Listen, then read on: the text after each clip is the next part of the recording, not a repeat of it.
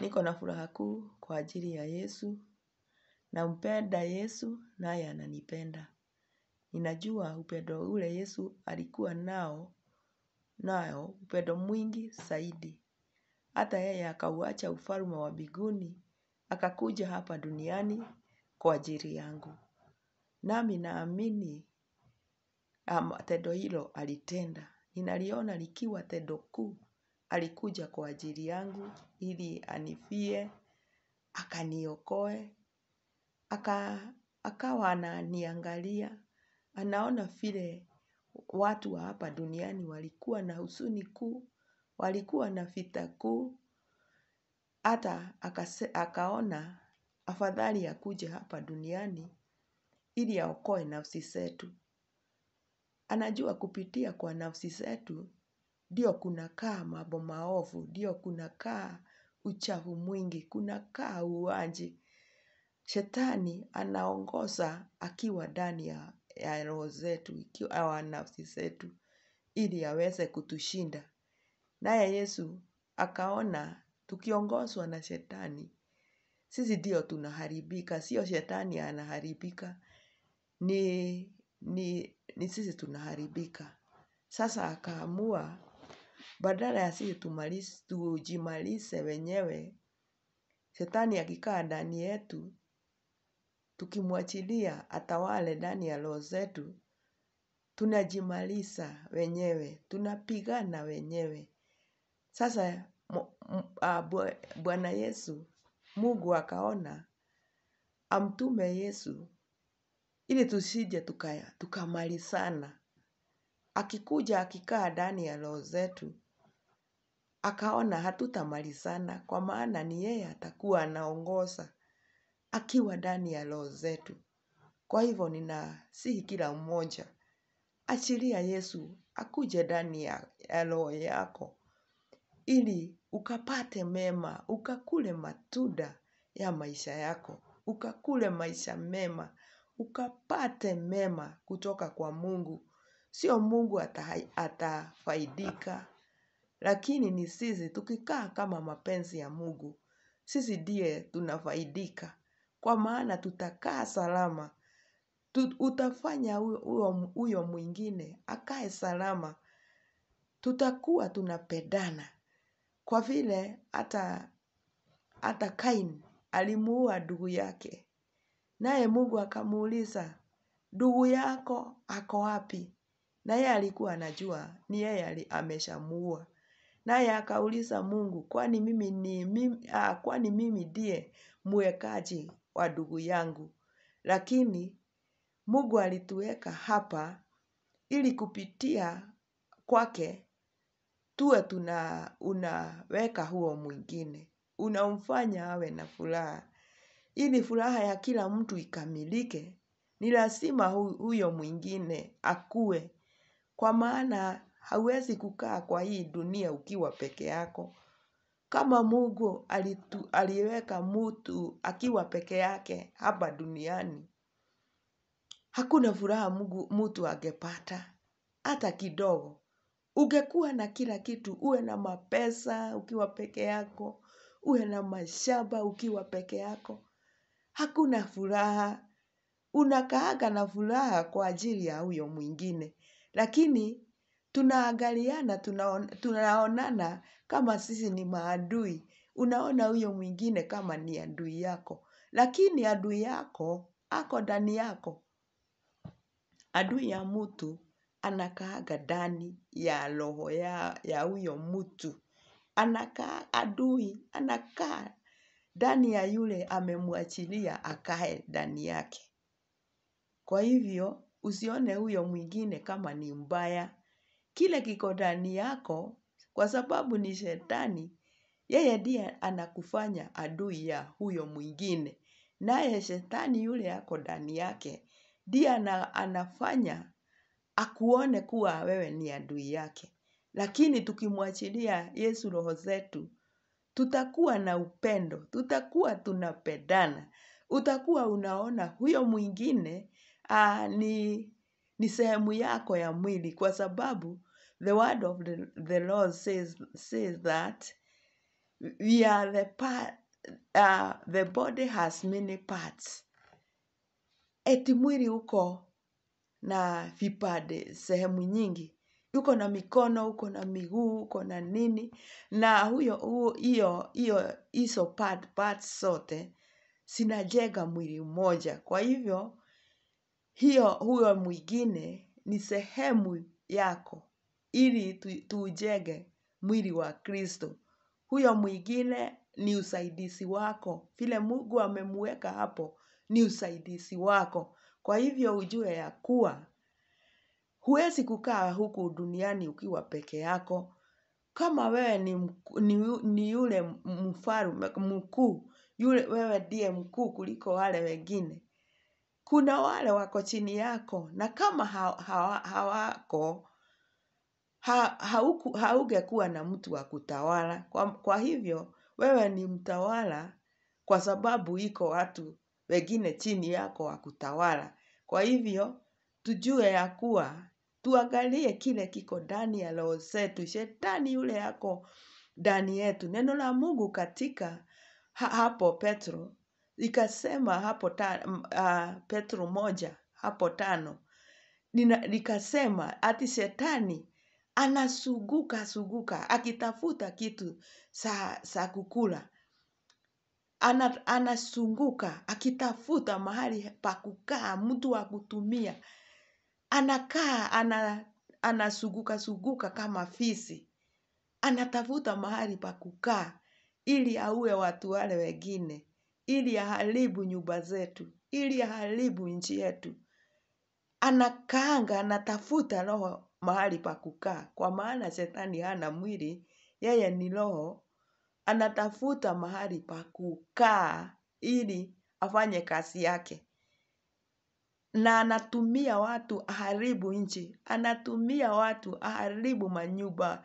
Wewe nyumba yako anakutumia ili uharibu hiyo nyumba yako, na ni wewe anatumia. Kwa hivyo tukue na hekima. Neno la Mungu likasema tukue na hekima kama ile snake. Ukue na hekima kama hiyo snake, na usije ukawa na uovu kama dove, ile nini hiyo. Tukue na hekima. Kuwa na hekima wewe. Kuwa na hekima wewe. Usije ukatumiwa na shetani. Shetani anataka kukuharibu wewe, na anatumia wewe ujiharibu wewe. Kwa hivyo sio mwingine, huyo mwingine anakuharibu. Wewe ni wewe unajiharibu kupitia kwa hiyo kitu iko ndani ya roho yako. Kwa hivyo Yesu akawa na huruma kubwa kwa ajili yetu. Akakuja, na yeye kwa vile yeye ni mnyenyekevu sana. Yesu ni mnyenyekevu sana. Anakujaga kwa unyenyekevu. Hata akiwa Mungu hakujagi kwa kiboko, eti akuje akae ndani yako akitumia nguvu. Kwa sababu hata akitumia nguvu hawezi akakaa ndani yako vizuri, kwa sababu wewe haumpendi. Anakujaga kwa unyenyekevu. Na neno la Mungu likasema katika Philippians, eti tukue na nia ile. Eti hapa Philippians 2, tukue tuanze kutoka hapo 3. Eti msitende neno lolote kwa kushindana wala kwa majivuno, bali kwa unyenyekevu kila mtu na amhesabu mwenziwe kuwa bora kuliko nafsi yake. Kila mtu asiangalie mambo yake mwenyewe, bali kila mtu aangalie mambo ya mwingine, ya wengine. Iweni na nia hiyo ndani yenu, ambayo ilikuwamo pia ndani ya Kristo Yesu, ambaye yeye mwanzo alikuwa yuna namna ya Mungu, naye hakuona kule kuwa sawa na Mungu kuwa ni kitu za kushikamana nacho.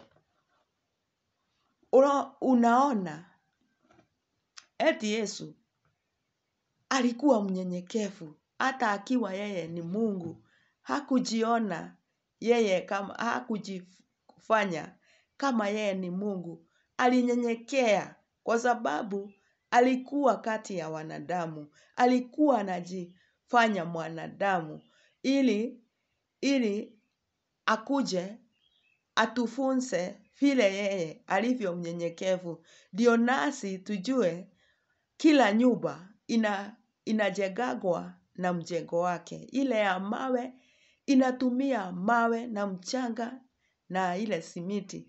Ikatumia hizo, lakini haitumii udongo. Hata ya mabati haiwezi ikachanganywa mabati na mawe, hapo haiwezi ikajengeka.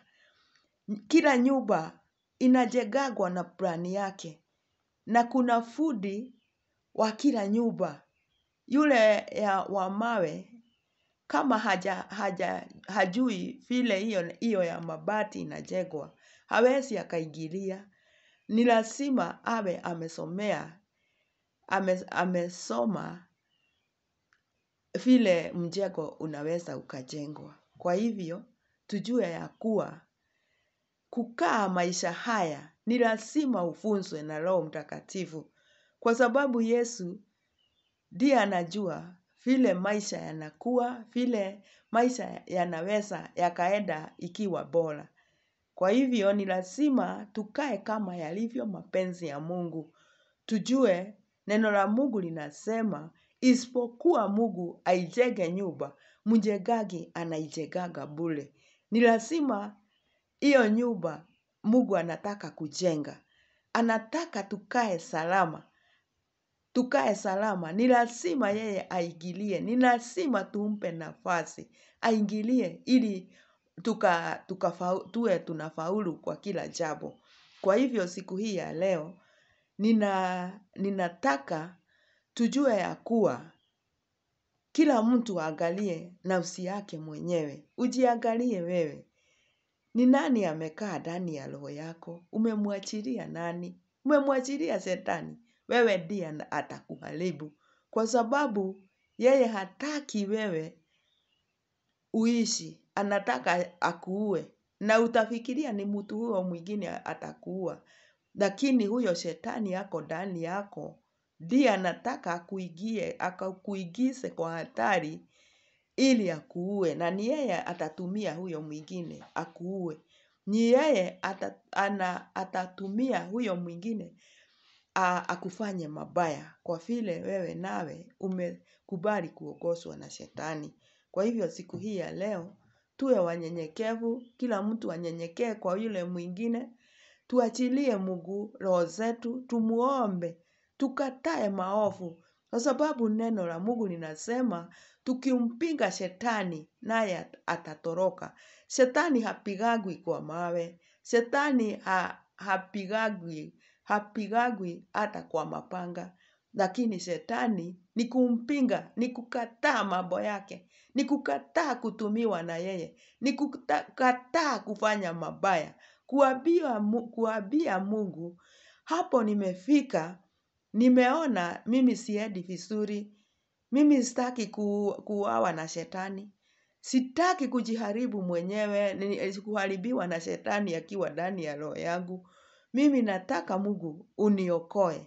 Uombe Mungu na atakuokoa, nawe utapata mema kutoka kwa Mungu. Kwa hivyo tujue ya kuwa Mungu anataka tupate mema na anatuasa mema. Anasema he has a good plan for us, not to destroy us, but to save us. Ujue hilo neno la Mungu ndivyo linasema.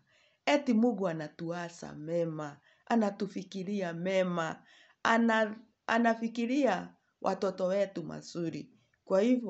Kwa hivyo tusimwachilie Shetani atuue, tusimwachilie Shetani atuharibu, tusimwachilie Shetani atutumie kuharibu manyumba zetu, tusimwachilie Shetani atutumie kuharibu nchi yetu.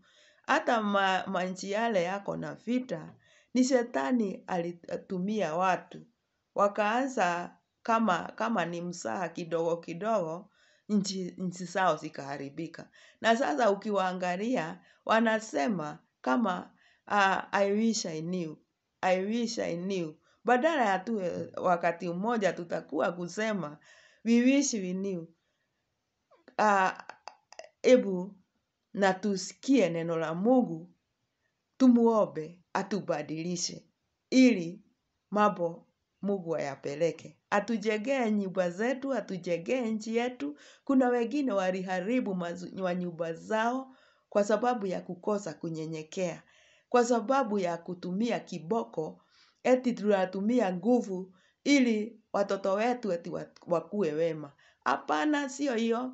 Mtu ni kunyenyekea. Unyenyekee ili huyo mtu mwingine vile unataka kumwambia na hivyo unataka ashike ili akusikie. Ni lazima unyenyekee ndio akusikie. Naye Yesu alijua ya kuwa akikuja akuje kwa kiboko, hatutamsikiliza, lakini alikuja kwa unyenyekevu. Kwa hivyo na sisi tuwe wanyenyekevu, kila mtu anyenyekee mahali alipo na tuombe Mungu ili atusaidie, kwa sababu yeye ndiye atatusaidia. Kwa hivyo tukubali neno la Mungu. Neno la Mungu ni nzuri, na Mungu alilileta hapa ili tujue hilo agano lake, ndio tukilifuata naye aingilie mambo yetu na tutakuwa salama. Mungu atubariki na atutendee mema. Ni asante Mungu kwa neno lako, kwa sababu ni neno nzuri, ni neno la kutujenga na kutufanya tuwe na amani, na tufanye tuwe na baraka kutoka kwako, tuwe na amani hata ndani ya manyumba zetu, hata ndani ya nchi yetu. Ubarikiwe na neno lako liendelee, uliendeleshe na ufanye watu walisikilize, na ufanye kila mtu awe analikubali. Katika jina la Yesu nimeomba hata nimeamini. Amen, amen, amen.